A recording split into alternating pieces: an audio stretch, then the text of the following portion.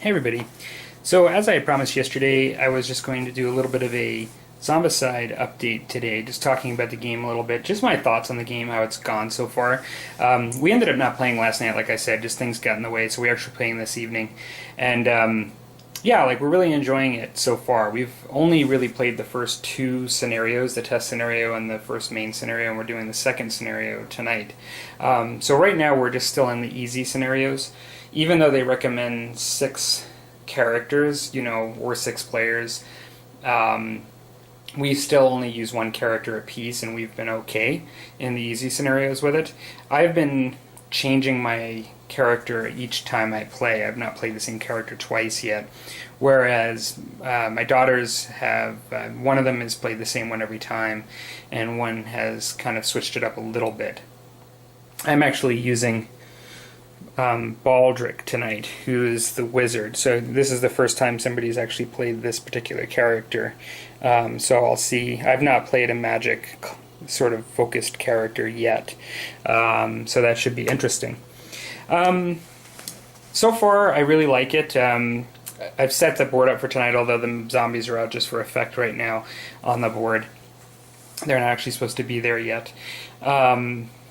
It's been good. I mean, it does require a bit of thinking when first learning it, so it is kind of good in that sense. I haven't found the easier ones to be incredibly hard, although, as I understand it, they actually get harder and harder pretty quick later. So it'll be interesting. It'll be interesting to see whether we can even stay with our 1 character per person allowance once we start getting up into the harder levels of the game. We did have like one situation where we were just learning it and like one of us would have died, but we were kind of just looking at the rules, and so it is definitely possible to die. Like I think it's interesting because the zombies don't have to roll to hit, like essentially they automatically hit you. So if you end up in the wrong spot and you can and you're alone, like it is really easy to die if you're not thinking. So you have to kind of prevent that. As far as the miniatures go, this is Nellie, who my youngest daughter really likes as far as to play the game with. And I think the miniature quality from Cool Mini or Not is actually really good.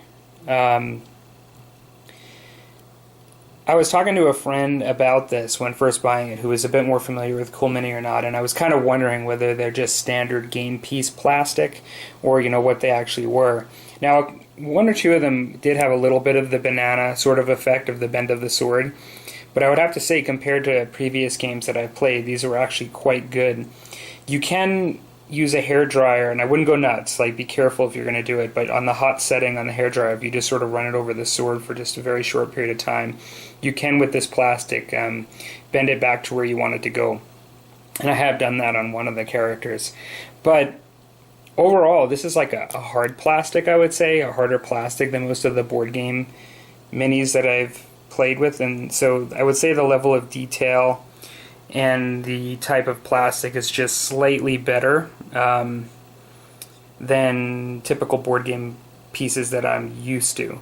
Now, my comparison for board game pieces would be something like Wrath of Ashardalon or Castle Ravenloft. I brought a couple of those out just to give you an example.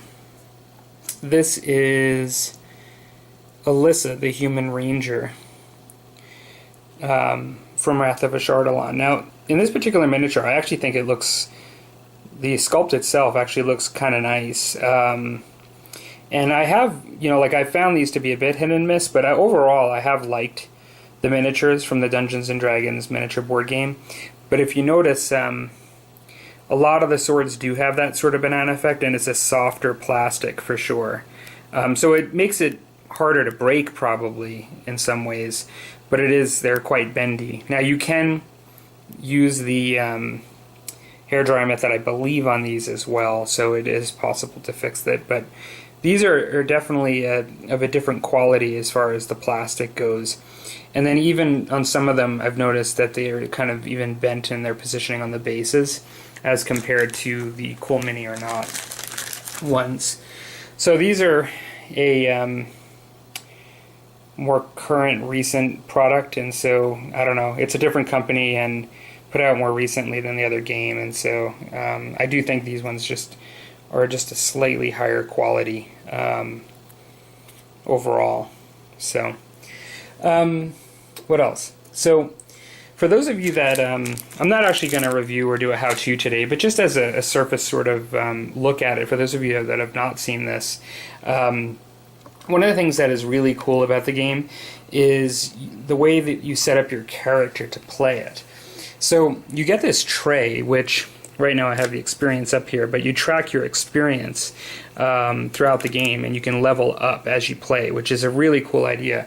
And then the tray itself is sort of like the character's body, overall their body, like what they're doing. It has like sort of like inventory and those kinds of components, as well as leveling up components. So you have your card that you can take in and out of your tray at any time, just to determine which character that you're going to use.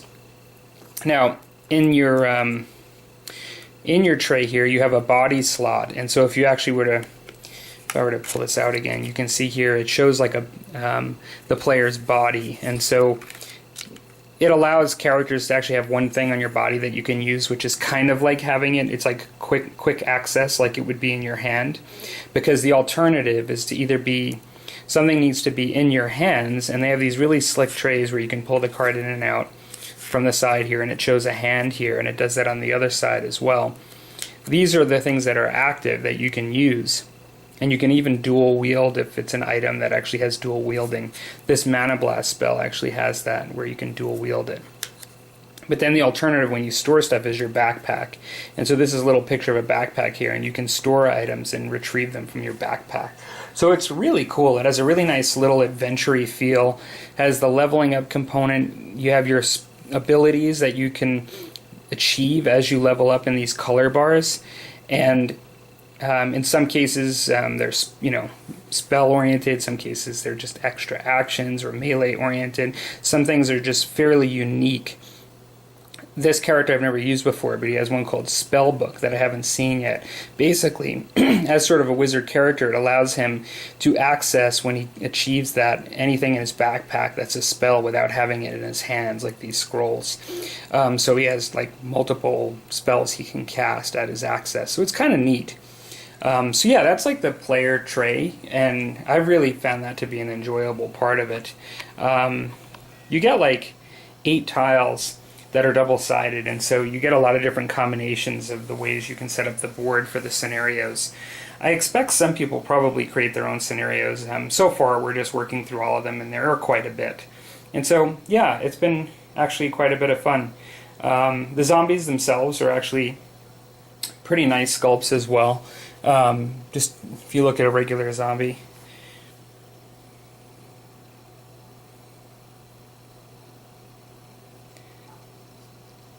they're actually not bad. And you also have your necromancer.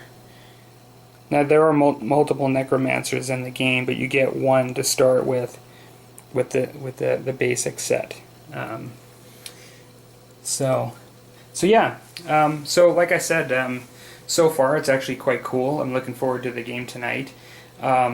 First time we did play, it was when teaching my kids and myself at the same time. It was a little interesting, just they do sort of ease you into it. Initially, the basic scenario you do, the intro scenario, is just 2 tiles, and you don't actually use the necromancer and the abomination, and there's just a lot less that you have to do, even because it's 2 tiles and the path you take, you don't really have to deal with zombies going in multiple directions as much. And so there is an interesting AI component to the game that's really a big part of the game, because the zombies operate under an AI procedure that involves movement even when you're shooting at them, and just lots of things. There's rules as to what happens first, and that is one of the things that makes it sort of successful, in my opinion, just as a game. And also, I hear a lot of people play this game solo. Some people even just refer to it as a solo game, because really